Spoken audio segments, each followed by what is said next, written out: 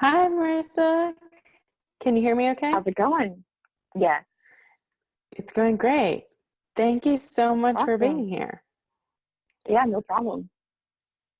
I'm super excited to talk to you. So, like I mentioned, this podcast is all about improving yourself, your environment, and the world around you. And I feel like there's one thing that's kind of a part of everyone's environment now, and that's social media. And Yeah. social media is a tool and you can use it, you can use it in a lot of different ways. And I just really admire the way that you use it as a tool for yourself and for your business. And so I'm excited to talk to you about all of those things today. Yeah, awesome. Definitely excited to get started. Yeah. So I know that your company you are a self-proclaimed millennial creating wines for millennials. So can you tell me a little bit about your wines and how you got started? Absolutely. I was 19 years old when I decided to help my parents' winery called Uva Bella in Youngstown, Ohio. So I interned there during the summer, and I decided that I really didn't find a lot of labels that appealed to me. So going down the street to the local Giant Eagle grocery store, I surveyed the wine market shelves and took pictures of labels that I thought were interesting, but had elements that could be improved upon, and went back and decided, oh, I could take all these positive elements and make it into one label. So that's how I created the Redhead brand, using its three simple colors and really bold packaging that would stand out on the shelves. Yeah, I love your packaging. And I love one thing you said that you create the taste, the label, and the package. And so you're kind of doing everything from the ground up. It sounds Yes. like you, for the labels, were kind of like doing research, but as far as the taste goes, how did you research that and how did you kind of come up with what that profile would be? I honestly didn't really research it too much. I wanted to make a blend that I believed in and liked, and asked some of my friends to taste it to see what their opinions were. And I ended up finding the perfect balance for Redhead. It's lightly sweet and lightly spicy. It's a blend of Carmenere and Zinfandel. Carmenere is up and coming varietal that's not typically used in the market right now. So that was definitely a great quality to add into my value proposition to the retailers and customers that enjoy Redhead. But I just had fun with it. I think that's so important in today's society, or just when you're launching a product. If it's almost too serious, I don't think it's going to work. Just kind of go with the flow and having fun with it, and seeing other people's opinions enabled me to create a successful blend. Um, so that's definitely something that I've incorporated in my other strategies, taking other blends for like my rosé and soon to be white wines with Harvest. That's really fun, fruit forward, and matches my brand's personality to make it work. Yeah, I definitely think it matches your personality. And that's one of the things that I love about what you're doing on social media. So, from your perspective, do you like love doing social media? Is that why you do so much of it? Or like, what's your favorite part about what you're doing with your wines? It's definitely connecting with people that I may not necessarily have the opportunity to, because as we all know, the internet lets you reach the far facets of the earth. So being on there with the Redhead brand has enabled me to really reach so many people and meet them, even at my events, or just hear their feedback and how that my message has helped them in their lives, or how the wine is being used in their daily lives too. So it's really cool to see how much impact being on social media adds to my brand. Yeah. And that's actually how I discovered you. I heard you on Gary Vee's podcast. I heard you talking to him about your wine, and I was like, oh my God, she's so cool. She, created her own wine from the ground up. And talking about making connections, have you like met every redhead in the world now? Like, do you just have redheads messaging you left and right? I definitely had a few redheads reach out to me. There's a girl on Instagram. Her tag is by on the stem, I believe. And she's a redhead wine blogger. She's reached out, and we're definitely going to work at some point in the future when my wines reach her market. But yeah, I've had people who are redheaded reach out, but I think more importantly, anyone with any hair color has enjoyed the wine just because it's a really fun wine, and my message is that it's for life, sweet and spicy moments. So you can celebrate with my wine in good times, spicy times, any way you want to define sweet and spicy. So it's been a lot of fun to see people's feedback and DMs through their interpretation of the brand. Yeah. And so you're mentioning the different markets, and I know that you're currently in your hometown and in the surrounding areas of Ohio. How are you looking at growing? And I know that the wine industry is like, and all, industries with alcohol, there's kind of a lot of hoops to jump through. So how have you navigated that? Just really studying what's going on in the industry and knowing that I'm providing value in my meetings. It's definitely intimidating at first when you're a young person going up to compete against the global conglomerates that have been in the game since the day after Prohibition ended. So I've really learned to have confidence in knowing that I'm educated and prepared for the opportunities that I pursue. It's really helped me navigate the industry and find what's right for me and the company. That's awesome. So I know that you got experience with your family, and your family came straight from Italy, you said, with a suitcase in hand. How has that helped you? And do you still like lean on your family to kind of guide you through this process? Definitely. My grandparents immigrated here with just a suitcase, but their story has been so inspiring to push me to find opportunity every day, not to waste their sacrifice, honestly. And my family is still involved in Bella Winery, which is the winery I produce redhead wines at.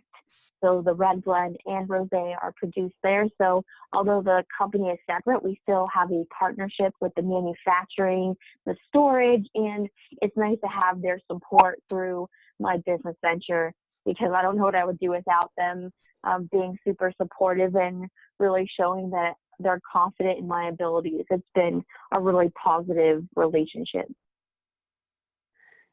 Okay, so I am a wine non-connoisseur.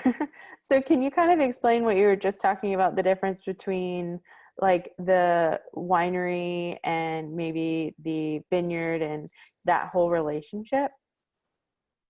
Sure. So, for me as a young winemaker, I did study wine for 4 years at Cornell University.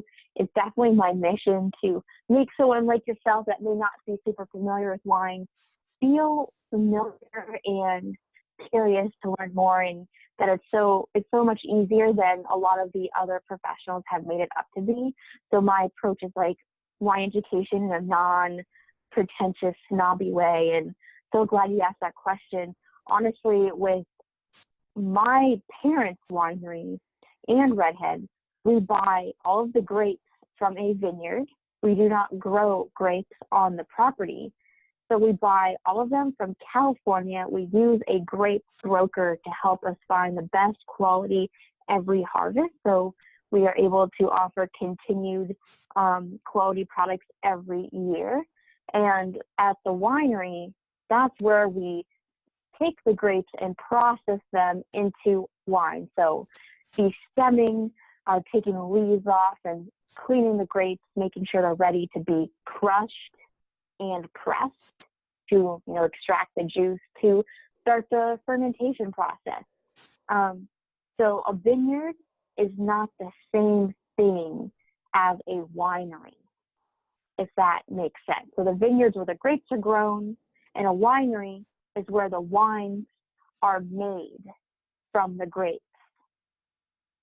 Okay, that makes sense. Because I knew that there was a distinction there, Awesome. but I didn't know the exact details. So Sure, it and sounds I'm like, sure, oh, sorry, go yeah, ahead. I'm sure that's, no, yeah, absolutely. I'm sure that I get that question all the time, so I'm really glad you asked so I could help clarify that for anyone that's listening, and of course for you too. What are some other really common questions that you get from people who are interested in your product, but maybe they're not experts in the wine world? I definitely find a lot of customers asking me about sulfites. Does my wine contain sulfites? Which I'm not really sure how this all started in the industry, but someone labeled sulfites as harmful and negative or can cause headaches, and that's absolutely not true. Most people get headaches because of a compound from malolactic fermentation. So that's when a wine is barrel aged, and you can go change the malic acid to lactic acid to make it more buttery and barrel aged, has a smoother texture. It's an attribute you find often in barrel aged or reserve wines, that the lactic acid bacteria causes the headaches. I saw this research in a peer-reviewed article, and people have attributed their headaches from red wine from the sulfites. So for redheads, we use the minimal amount legally allowed in my recipe to at least combat people's sulfite preconception, but we do not ferment redhead through malolactic fermentation. So that is something that I always get asked, because people think that the sulfites can be a very negative thing. And I always ask when people do question this, do you eat candied fruit, or do you wash your vegetables straight from the grocery store before eating them? More often than anything, they say no. But did you know that there are more sulfites used in candied fruit to preserve the color? And if you're ever in the grocery store, the mist that the grocery vegetable section has to coat the vegetables is a sulfite mixture to make sure that bacteria and other negative attributes don't cause rot in the store, that keeps the vegetables fresh. So you're unknowingly consuming sulfites with those products too. So at least give an example so people can see that I'm not BSing them, for lack of terms. But yeah, that's definitely something I get asked.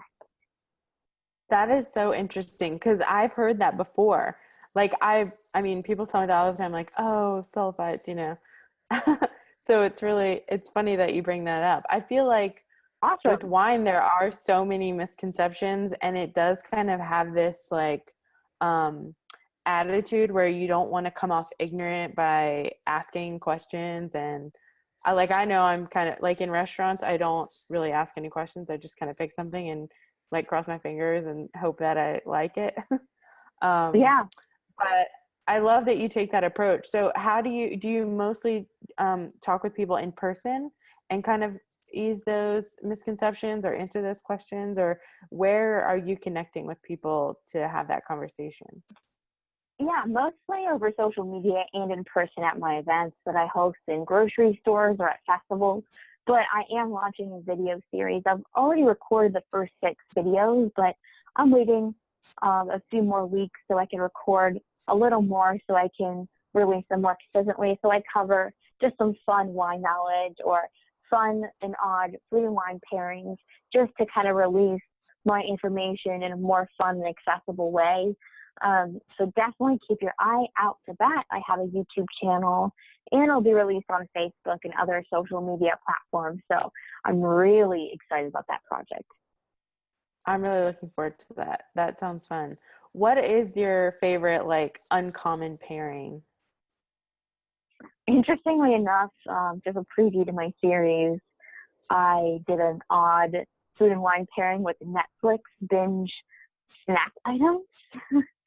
So I paired my redhead bug blend with a Little Debbie cosmic brownie, and oh my goodness, what a throwback! Oh my And God. also, it was so delicious.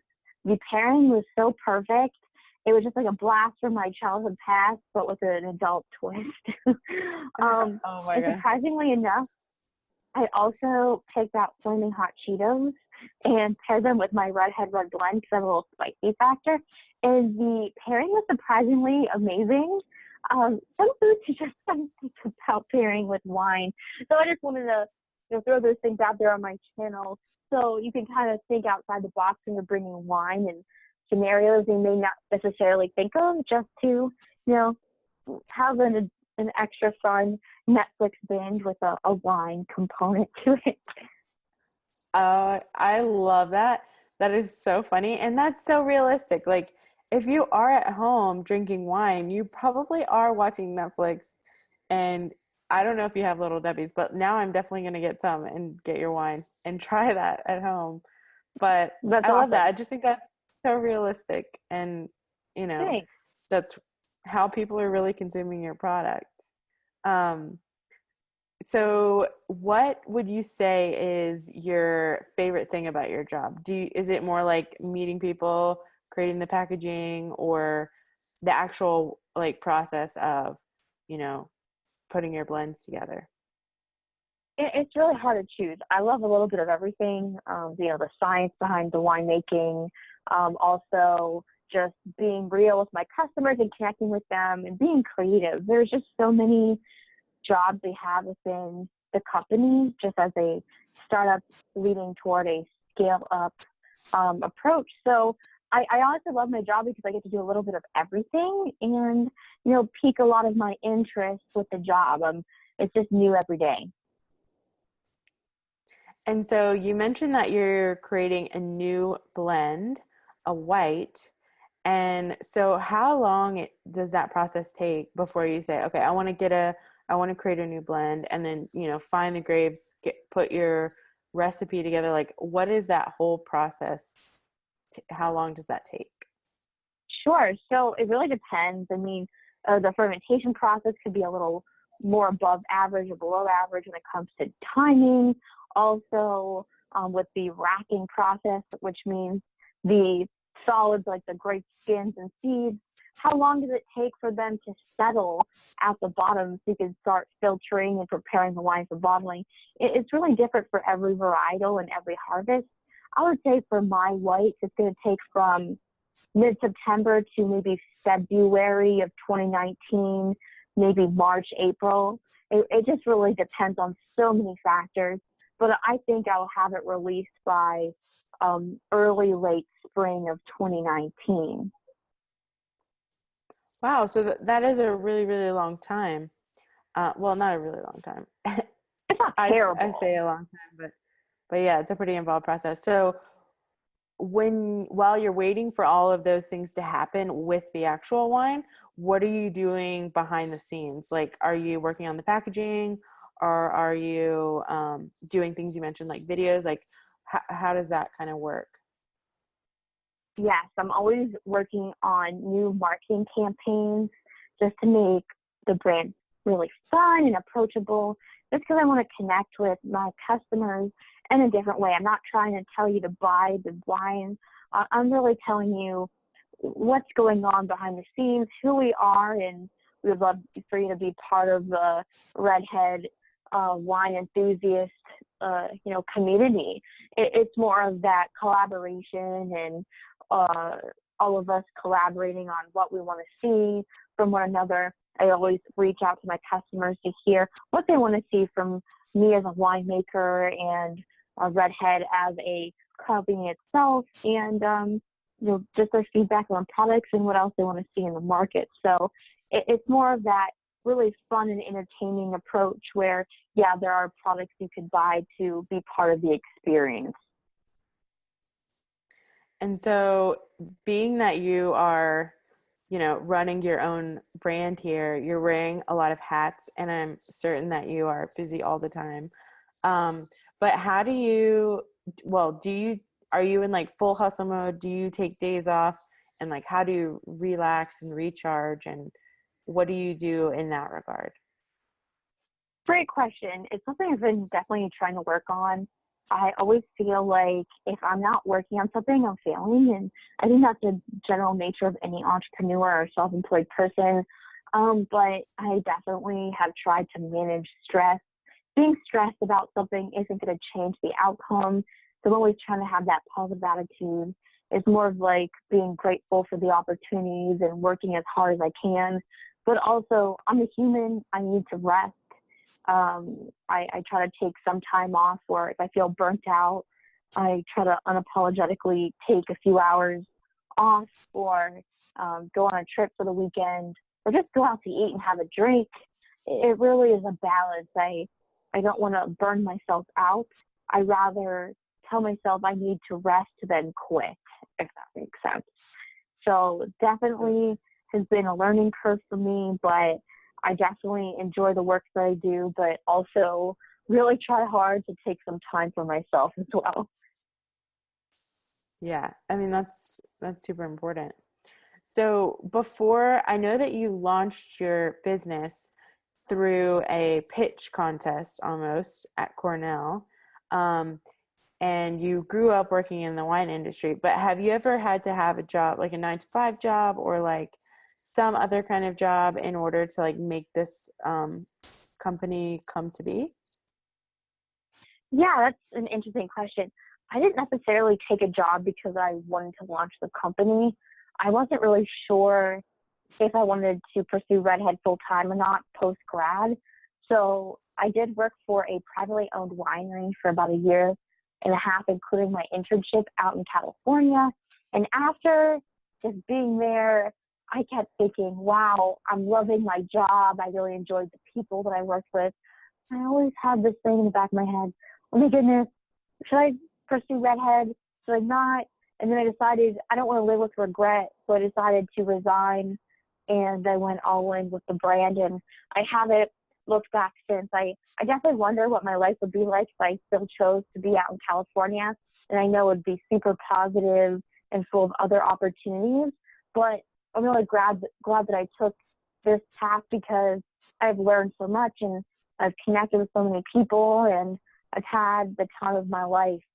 So I really am happy that I took the opportunity, but there's that gratefulness that I've had with working for that other company and all that I learned there too. Yeah. So I want to know how you knew that you were ready. Like while you were working there, what things came up that you were like, I can do this on my own, or I want to try to do this on my own? Like, were there any like distinct moments or like elements that you were like, okay, this is the time? Honestly, I forced myself. I just made decisions that I knew I couldn't back out of to push myself out of the situation, because I knew if I didn't do things like that, I would have been there still, because I loved my boss, I loved my coworkers, I loved my job. I didn't renew my lease. So that was the first step. I was like, oh my goodness, it's getting real, no turning back. And then I sent an email to my boss, and I totally didn't want to talk to him about it because I didn't want to disappoint him. I didn't want to look like I was unhappy. But he, within that day, made time for me to speak to him. I was like, oh my gosh. I was like, okay, don't worry, we can talk about this later. He's like, no, it seems urgent. I'm like, oh my goodness, I have to tell him. Trust me, it was such a it was like planned but unplanned. Like I just knew I had to do those things, so I just said, go all in, make those emails, the decisions, and when the time comes, that's when it is. And I just made those decisions and rolled on out of there and moved back to the East Coast. So I didn't really plan it. I did in a way, but I was never really ready. I don't think you're ever ready to start your company. It takes time and experience to feel fully prepared to take on a role that you will never realize how much work and planning goes on in the background until you're several months in. It's just that hands-on experience that prepares you. It is so funny that you said that, because I am in a similar situation, and I was just talking to someone about this. Like, I know myself well enough to know that I have to almost box myself into a corner or back myself into a corner sometimes. And like, she was said the quote from Tony Robbins, like, you got to burn the boats to win the war. Like, you just have to Yeah. like tell yourself there's no going back. And like, this is what we're doing now. So Yep. it is. Just gotta stick to it. It's so funny you say that. You can't see it on my video, but I am actually in the woods in a cabin / house. That's awesome. And I did the same thing. I just didn't renew my lease, but I didn't really have a plan. But I knew I was going to come here, and so I'm figuring it all out. Good for you. That's awesome. It's very honorable, and you learn so much about yourself in the process. Yes, I am. I'm trying to learn more about myself and figure out what I'm good at, and then the things that I'm not good at, not beat myself up about it, but just figure out solutions for that. So in your business, do you see that? Like, it sounds like you have a great eye for packaging and like, the science and the process of the winemaking, but are there like holes in your game where you've had to maybe like hire people or contract out or seek advice? I have an amazing advisor. His name is John, and he is a professor at Youngstown State University in sales and marketing, and he has advised and prepared me to act as a CEO when it comes to the things that I'm more weak in. I'm more of a creative and a doer, but I am not strong when it comes to financials and data. So he is teaching me how to analyze data and show what's in it for my partner. So when it comes to value proposition, it comes down to dollars and cents and return on investment, which I am really embracing the learning process for, and it has prepared me so much more to be, a well confident CEO and super prepared for my meetings. So I definitely don't know what I would have done without his help, and we are still working together, and definitely grateful for his advisory and help for sure. So how did you get connected with him? Yes, I had a social media intern. Her name is China, and she connected me to John last May. So not like the most recent May, but the May beforehand. And we've been working together ever since. Definitely a great match when it comes to our personalities and our motivations. So he's been an instrumental part of the Redhead team, and I definitely foresee us continually working with each other in the future.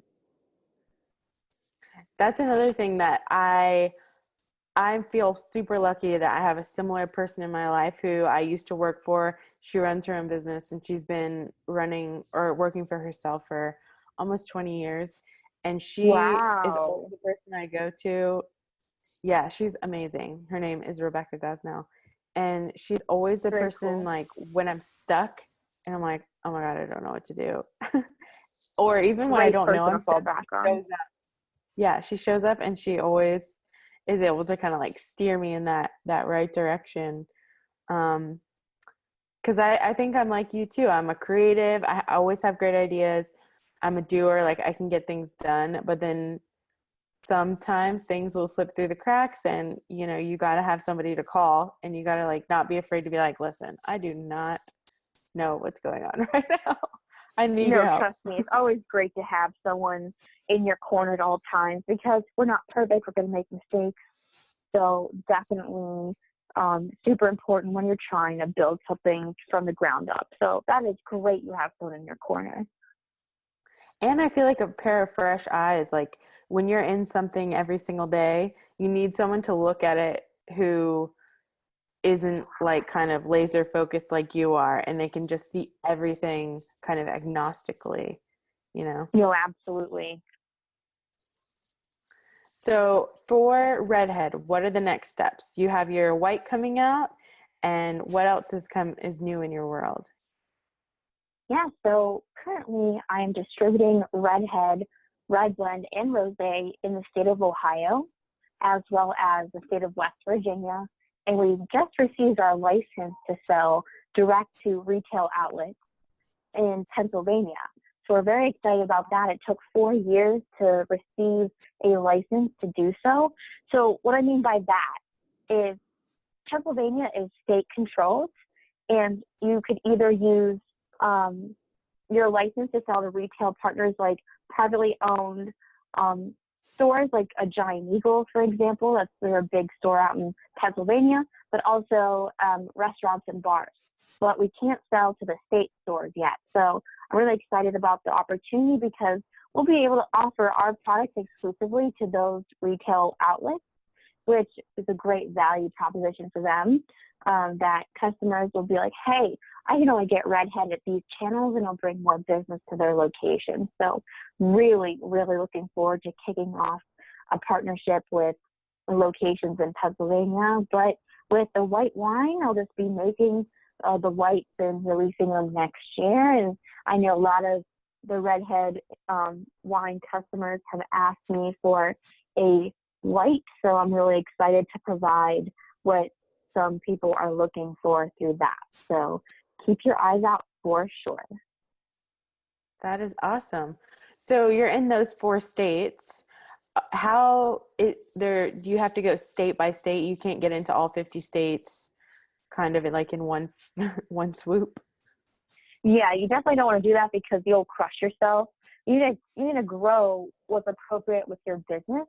So being in the tri-state area is a benefit to me because I could travel to them very easily. I can give good customer service, and that my carbon footprint is minimalized by having my distribution points and manufacturing facility pretty local to the area. So it'll definitely cut costs for my retail partners and just adding that additional value. And are you able to sell direct to consumer? Like, could I go on your website and buy a bottle? Yes, it depends on what state you're in. You could find on www.redheadwine.us. There is a where to buy button, and you can buy it online if you are in the 38 states that have legal licenses through my platform to receive it. But I really try to focus on having the wine available in stores for convenience and to cut costs for you. So it really depends on what you're looking for. Absolutely. That is amazing. Well, thank you so much for chatting with me today. Like I said, I love the way that you use social media as a tool for your business, and it has been wonderful chatting with you. Yeah, you too, Kate. I really appreciate it. So where can people find you online? I know you said your website is redheadwine.us. Where can they find you on social? Yeah, so at Redhead Wine for Instagram and Twitter. And on Facebook, it's Redhead, one word, space wine. But if you're having trouble finding these links, you can go to my website and find the social media icons and just click them directly to lead you to the links. Amazing. Well, I hope that you will be carried in North Carolina soon. In the meantime, I'll grab a bottle online. But have a great day and good luck this week. I know you have a lot of big meetings. Thanks. I appreciate it. We'll definitely talk soon.